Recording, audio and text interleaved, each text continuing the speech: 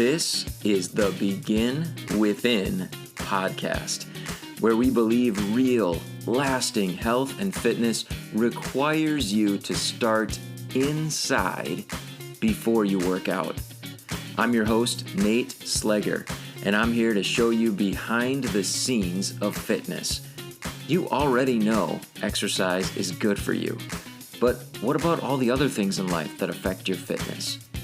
If you're looking for extra motivation to get started or to make sure you keep going, this is the place for you.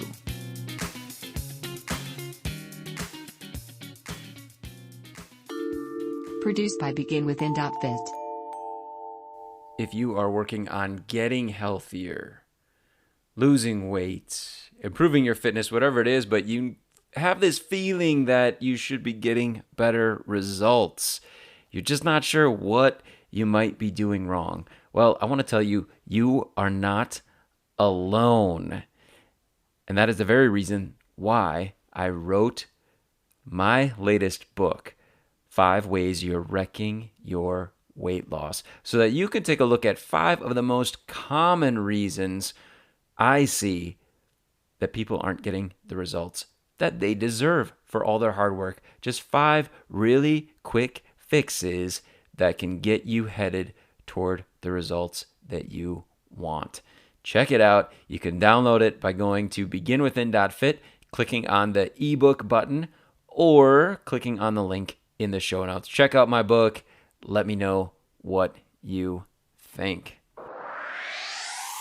My guest today is Andrea Nicholson. She is a board-certified holistic nutritionist, the author of the book, When Good Habits Go Bad, Why We Need Diet and Lifestyle Variation for Optimal Health. And she's also the host of the Holistic Health Bites podcast. I'm so excited to have her on the show today. We're talking about gut health. And if you've been around the Begin Within podcast for a while, you have heard other episodes about gut health, but it just keeps coming up, right? Why it's so important that we give attention to gut health. We're going to talk about it again here today. So hopefully for me and for you, it's a big wake-up call to give some attention back to it if we haven't been. We are going to talk about the difference between a health problem that runs in the family and really a genetic predisposition to a certain disease. We're going to talk about that. So listen as Andrea discusses the difference there, the implications, and she'll come at that from the angle of someone who's been there, someone who's gone through it, someone whose family health history is pretty dismal, and what she has done herself in order to overcome that. Really interesting. I love that aspect of our interview, so please pay close attention to that. We're also going to talk about how gut health is the foundation for all the other systems in your body and why that is, why that's so important. It's, like I said, it's a good wake-up call. If it's not been something on your radar, it is a good reminder that this has to be a concern on a regular basis for all of us. And we're going to talk about why that is the case, why that's so important. And then, of course, we're going to talk about ways to improve gut health. So listen closely to that as she talks about that. That is probably by far the most valuable part of our interview, I think, because you're going to hear the actual practical, tangible steps, the things that you can do right now in order to improve your gut health. Here's my interview with Andrea Nicholson. For me, I was always really interested in health, but like most of us, we don't always live the life that we kind of wish we lived. So as a kid, I definitely did not have the best diet. I can distinctly remember eating sleeves of Chips Ahoy cookies and dipping animal crackers and frosting, and I definitely did not live the life. But I was always passionate about it. And one of the main drivers from very early on was I was adopted as an infant, and thankfully so, because my birth family all died very young of heart disease, heart attacks, all the heart-related things.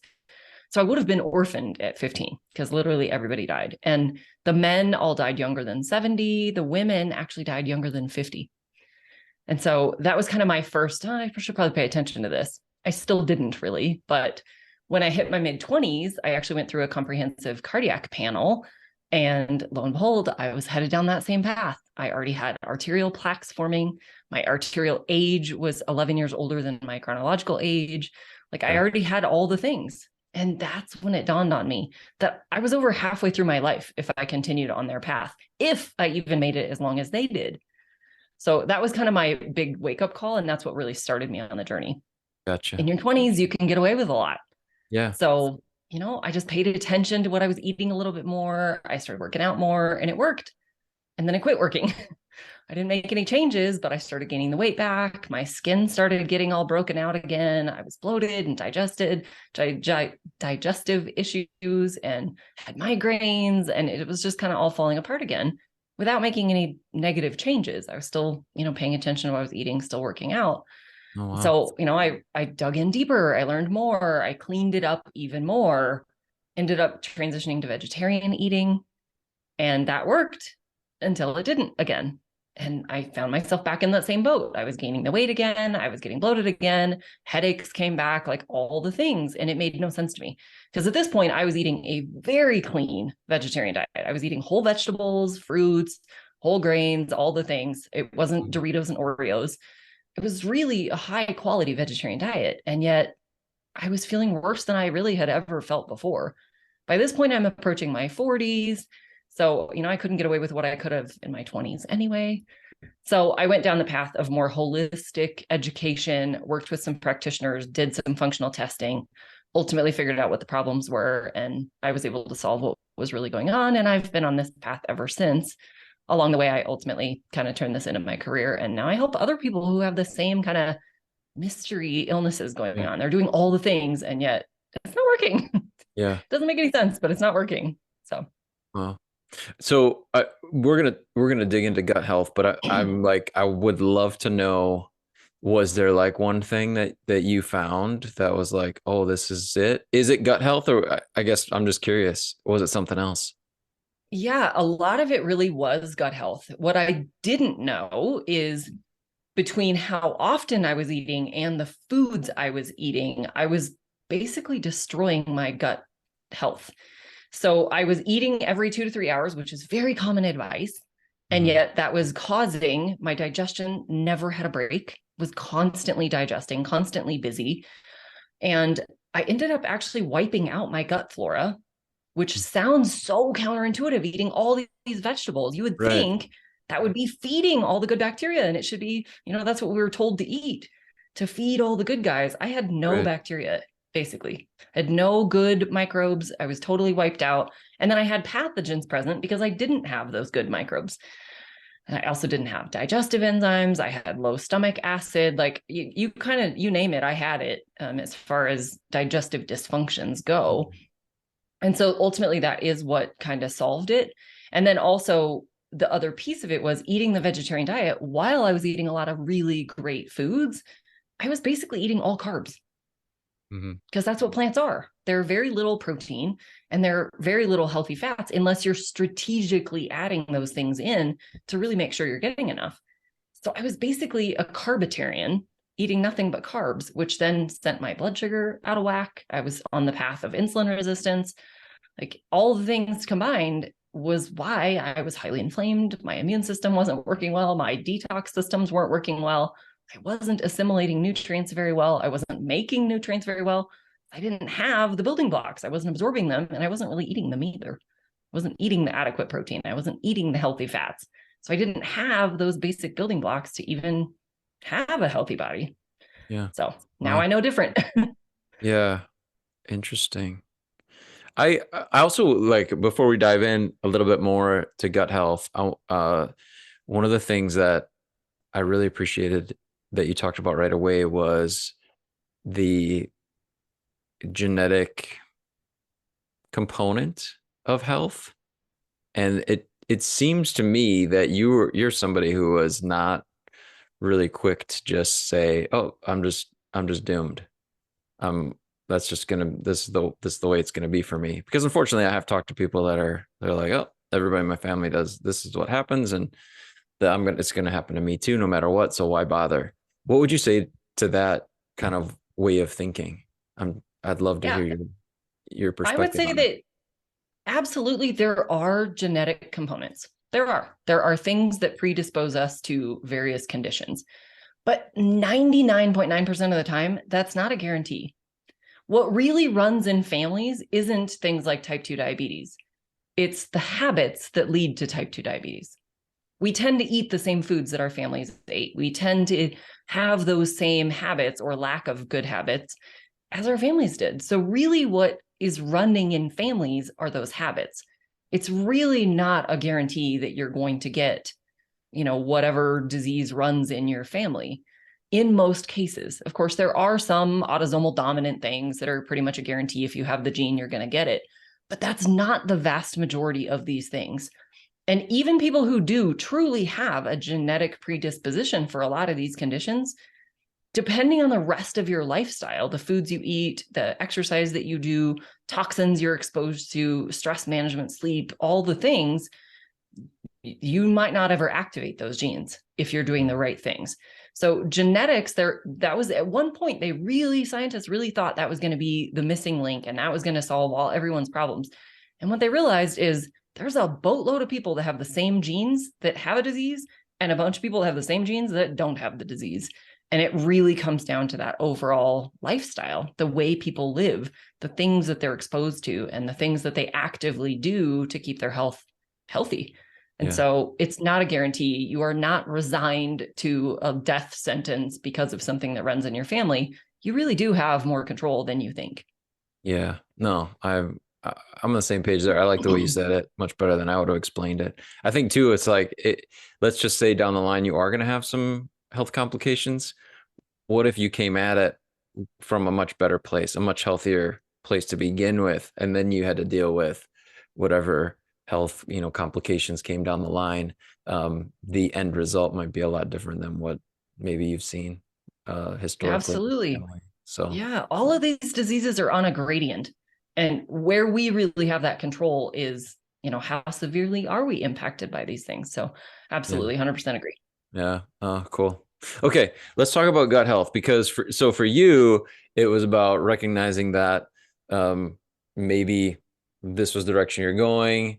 You kind of changed everything, it sounds like, within that 15 years or so, and then ended up finding out that the way you were feeling now was due to gut health and finding some solutions there. So let's, I don't know, maybe we can simplify it, maybe just like rewind a little bit. Like, what would you say to why gut health is so important? Why is it? I mean, and maybe it's just my circles and my things I listen to, but I feel like now it's really coming up a lot, right? Gut health, whereas we didn't hear about it so much even 5 or 10 years ago. What is it that's so important when it comes to us and our gut and understanding what we can do to make it healthier?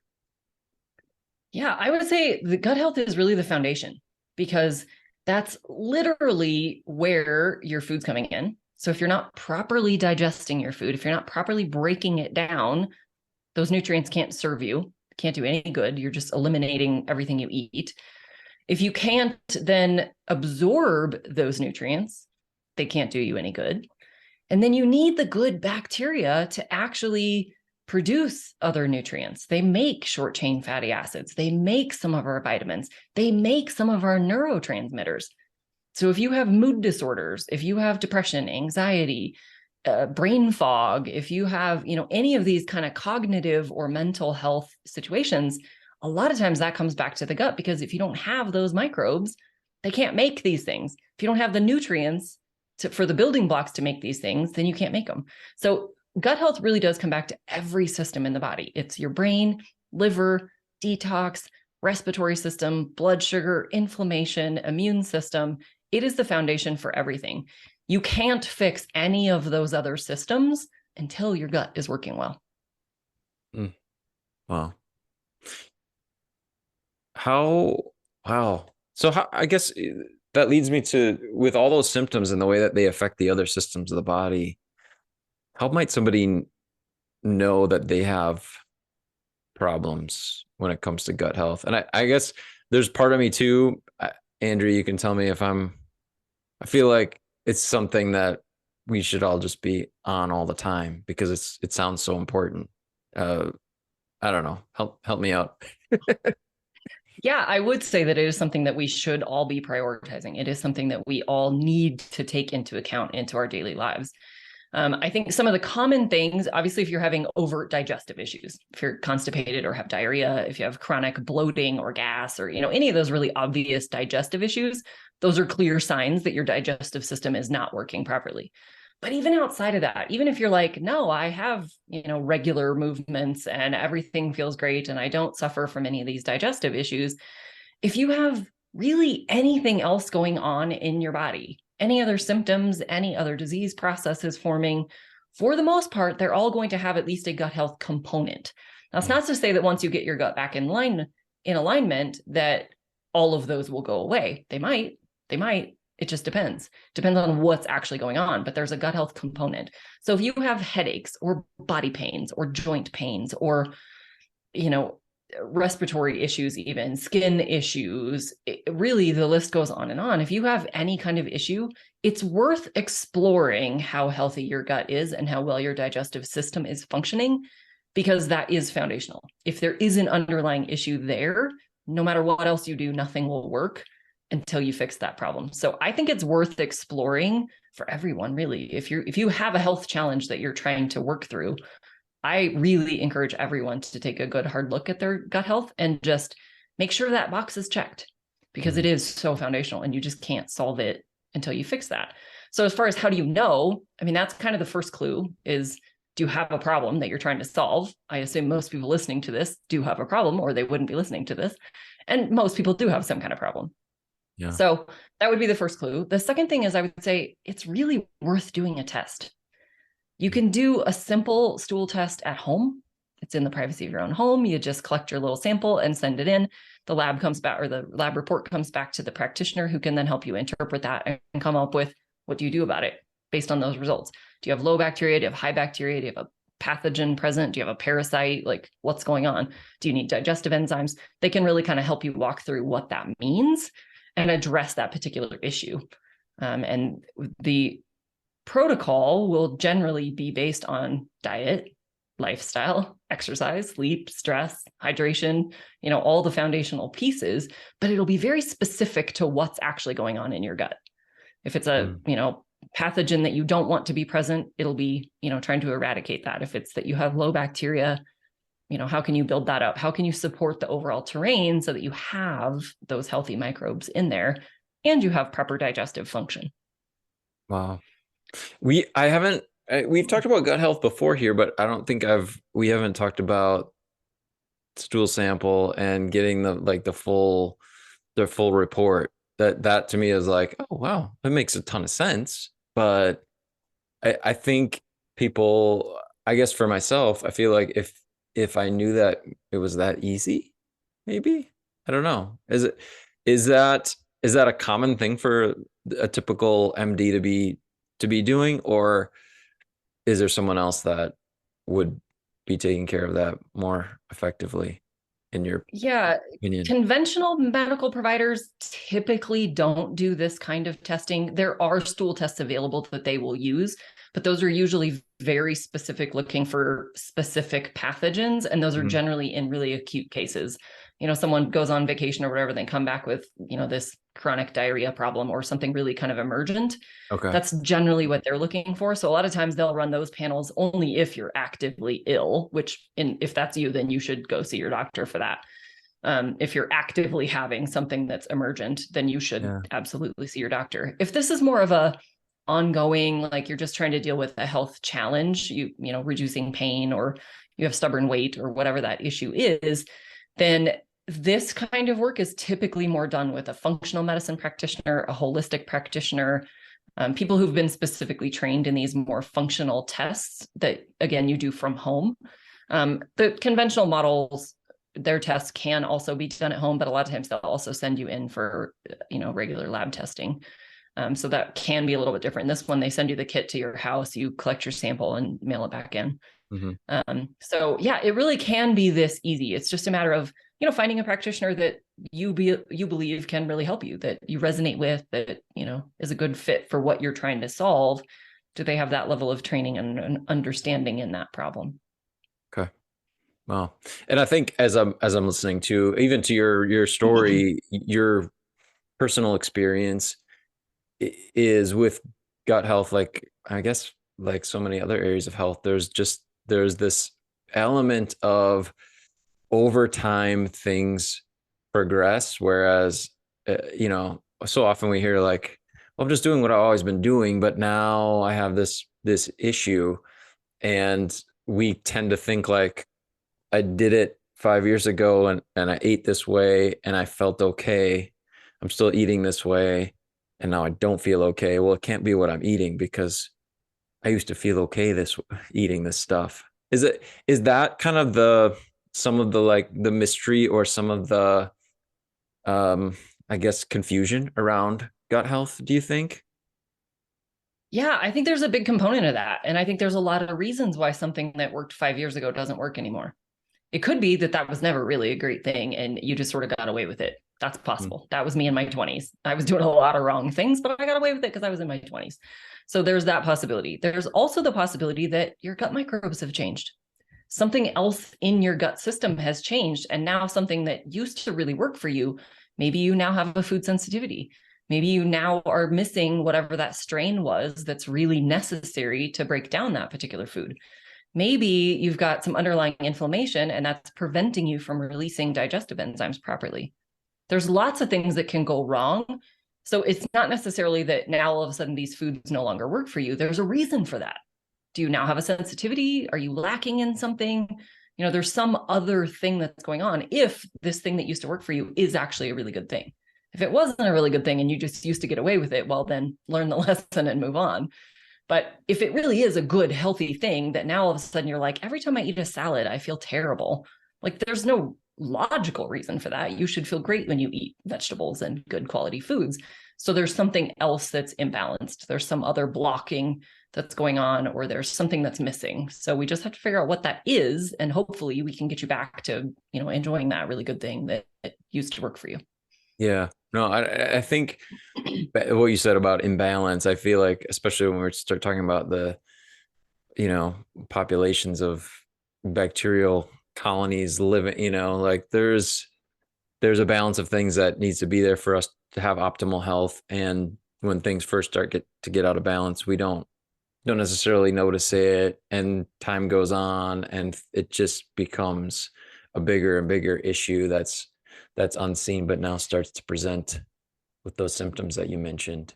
I'm Is that right? Before I move on? Yeah. Yep. Okay. Absolutely.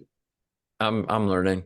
Um, what would you, I guess, let's just say that, like someone, I'll just take myself for example. I don't have any like big, huge, like, oh, this is driving me crazy. I want to fix this. I don't, but I want to give my gut health a kickstart, or I want to, I guess, make sure that I'm taking good care of my gut health even before symptoms. What would be some of the things that I should be doing that you'd recommend all of us do just to take care of the health of our gut?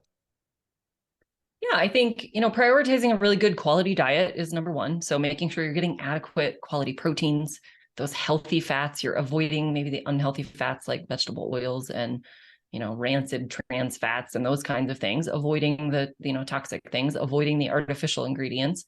I would say limit refined grains and, just highly processed foods in general. Those are also going to come with a lot of artificial chemicals and preservatives and things that you wouldn't necessarily want to be eating if you were really paying attention to all the ingredients. And I would say also, you really have to find your sweet spot with carbohydrates. We all have our own tolerance level for that. The vast majority of us are eating far too many. And that extra sugar can feed some of the bad microbes and can also just contribute to inflammation in the gut. So by no means does everyone have to go low carb or keto or do anything really extreme. There's a time and a place for those things, but not everyone needs to go that far. But paying attention to it and really just kind of keeping an eye on how much your total carbohydrate intake is. That's kind of the lever I like to really adjust the most. I prioritize protein number one, healthy fats number two, and then, moderate with the carbohydrates based on your tolerance level. And within that, focusing on the good quality carbs. So making sure you are getting whole vegetables and, healthy fruits within limits and those kinds of things. That's all great. And that provides that fiber and some of the prebiotics. As much as you can add in fermented or cultured foods that are good quality, I think that's also great. That provides some probiotic benefit as well as fiber in a lot of cases. So things like sauerkraut, kimchi, a good quality kefir, good quality yogurts, those kinds of things can be really helpful. I would say, just moderating your sugar intake in general, not just the carbohydrates, but, refined sugars are definitely not helping. They're highly inflammatory. They're causing all kinds of problems in your gut. And again, they're feeding the pathogens. So we definitely don't want to do that. And then just, paying attention to the overall lifestyle. Stress is a huge component that really does damage the gut, not only from the stress chemicals that are released, but just the whole inflammatory nature of stress. It interferes with the digestive process. It interferes with how you manage your blood sugar levels. It just really does interfere with things. And then it often interferes with sleep. And sleep is when we really detoxify and we eliminate things and we repair, different systems that have been damaged throughout the day. And we eliminate byproducts from building various things throughout the body, just the normal things, let alone all the toxins that we're exposed to. That's when we do a lot of our detox is when we're sleeping. So if we're not adequately sleeping, again, we can contribute to gut health damage and imbalances that occur there. So those would be kind of the top tips. Of course, there's a million other things like, paying attention to toxins in your life, really trying to avoid fragrances and, anything that's just highly toxic, switching out cookware, those kinds of things can also make a really big difference. So you really do have to approach gut health from a holistic perspective. But I think there's a lot of things that we can do to minimize the amount of damage that we're doing, and then also to boost up both the bacterial profile and just the overall integrity of the gut system. Okay. Awesome.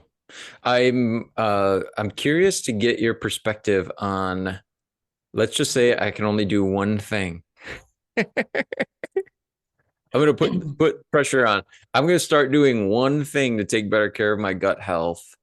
What would you recommend is the thing that I begin with? I will say that what I think you should do is take a really good hard look at all the things you're doing and just pick something. Okay. Pick any one thing. Pick anything. Eat more fiber. Add more fermented food. Get rid of refined grains. Stop eating refined sugar. Cut out alcohol or reduce it. Or, start working out. Reduce fragrances in your life. Like, just pick something. It might be the lowest hanging fruit, the easiest thing that you're like, that can go. I don't even need that. Okay. Or it might be the thing that you're like, oh, that's going to make the biggest difference if I stop doing this or if I start doing this. Just really look at your overall picture and just pick something. Start somewhere. And you can always layer in a second thing and then a third thing, but just pick something and start somewhere. Gotcha. That was a great answer for the Begin Within podcast. We love that concept here. What's the best way for listeners to get in touch with you? Tell us a little bit about what you do and how to get a hold of you. Yeah, the best way to get a hold of me is you can book a consultation on my website. If you want to, learn more about what it looks like to work with me, we can talk through whatever situation you're dealing with, and just sort of, take it from there and see if there's something I can do to help you feel better. That's always my goal, is to help everybody improve their quality of life. We can't always reverse every possible scenario, but we can improve it. And if we can make you feel better and give you more life back, then that's the goal. So that's the best place to connect with me. From there, you'll also see I have a podcast. I have an email list. I have all kinds of other things where I send out resources and tips and tricks and discounts and, various things. So, but consultation is probably the best place to go if you really want to take the next step. Okay. Awesome. So healthylifewithandrea.com. Perfect. Best way to go. Yeah. Okay. Yep. Cool. There'll be a link in the show notes. Andrea Nicholson, thank you so much for being here on the Begin Within podcast. Absolutely. Thank you so much for having me. This was fun. I love talking about this stuff. There you go. Links are in the show notes. The link, I should say, to get to her website, which will take you everywhere else that she mentioned. There's a link to get her book. There's a link to her podcast and a link to book a consultation with Andrea waiting for you there in the show notes. Just follow that link to her site and you'll have access to all of that. I want to thank Andrea once again for being here on the show and for sharing all that valuable information. I want to just draw attention to something that she said there at the close that I absolutely loved. And I think it's not something that we've talked about before, but it's a way to determine what step you are going to take from here. Having heard all of that, all those different steps to take, the two options that she gave, and she said, just do something. We've heard that a lot, but I love the two options that she gave. Pick the low-hanging fruit. Pick the thing that's maybe easiest. And we talk about easy a lot on the Begin Within podcast. Maybe pick the thing that's the easiest to change, the easiest thing to eliminate from your life or incorporate into your life that's going to impact your gut health. You could do that, or pick something that will give you the biggest result. And maybe that's something that's not so easy to change, but it's something that will give you the biggest, bang for your buck in terms of attention and focus. You put a lot into it, but you're going to get even more back in terms of the benefits. And I think that's such a good way to look at, those two ends of this spectrum of trying to choose, what should I change? Well, pick one thing that's real easy. Pick the low-hanging fruit if you want. Just do something, right? That's the most important thing. But take the easy thing that you can do real easy, real quickly, and it's just done. And then keep going from there. Or focus on maybe tackling something that's a little bit more ingrained in life, that's a little bit bigger challenge maybe to either eliminate or incorporate, and put your focus there, knowing that as you do, you're going to get a big return in terms of improvement in your health as you make a change there. And when it comes to that area, probably the little steps that you take to improve in that bigger area, you're going to get some really nice results from as well. So I love the spectrum there that she put out for us. I'm sure she uses that all the time with her clients to help them to be able to move forward. But I'm so thankful that she shared it with us today so that we can make use of that in our own health, fitness, weight loss, wellness, whatever it is that brought you here. We can make use of that in our own journeys toward becoming healthier and better versions of ourselves. Hey, I haven't asked you to do this before, but I would love for you to do it. You've had a few listeners that have started to do it, and it helps so much for other people to learn about the show. I know I've asked you to go on and follow the show and review the show and rate the show in your podcast player. But what you could do that maybe is even easier, that just takes about 30 seconds, is just either screenshot your phone if you're listening to the podcast on your phone, or take a shot of the dash in the car if you're using Apple CarPlay or whatever to play the show as you're listening in the car. Just take a picture, post it to your stories, and make sure you tag me at Nate Slager and let me know that you're listening to the podcast. I absolutely love it. I'd love to be able to connect with you that way. It's a great way just for us to be able to share some positive energy, and of course for me to be able to reach out and offer support to you. But like I said, just share some positive energy and connect over the podcast here. And if there's something specific that you're benefiting from, please share it with me. And if there's something you'd love to hear, something you'd love for me to cover, or a guest that you'd love for me to get on the show, let me know. I'll get to work on it for you. But I want to thank you so much for taking some time, some of your energy, some of your focus and attention to spend it with me here and work together with me on becoming better versions of ourselves here on the Begin Within podcast. I will talk to you again very soon.